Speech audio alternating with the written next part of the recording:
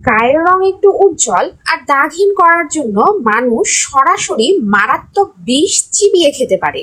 ইতিহাসের এই dark truth কি আপনি জানেন? 19 শতকে ইউরোপ ও আমেরিকায় ফর্সা ও ফ্যাকাশে ত্বকের এক অদ্ভুত ক্রেজ তৈরি হয়, আর এই সুযোগে বাজারে আসে আর্সেনিক কমপ্লেক্সন ওয়েফার্স। হ্যাঁ, ঠিকই শুনেছেন, আর্সেনিক, যা মূলত একটি তীব্র বিষ।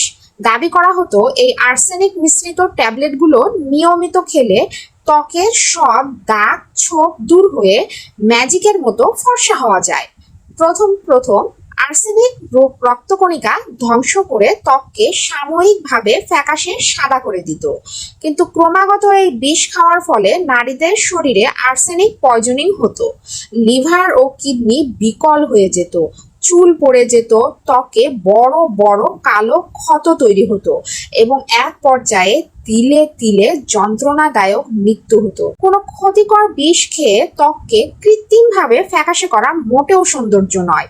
আধুনিক সায়েন্টিফিক স্কিন কেয়ারে আমরা জানি ত্বকের যে কোনো পিগমেন্টেশন বা দাগ দূর করতে আলফা আরবিউটিন, নিয়াসিনামাইড কিংবা অ্যাজিলিক অ্যাসিডের মতো নিরাপদ ও ল্যাব টেস্টেড উপাদানই যথেষ্ট, যা ত্বককে ভিতর থেকে সুস্থ ও প্রাকৃতিকভাবে প্রাণবন্ত রাখে।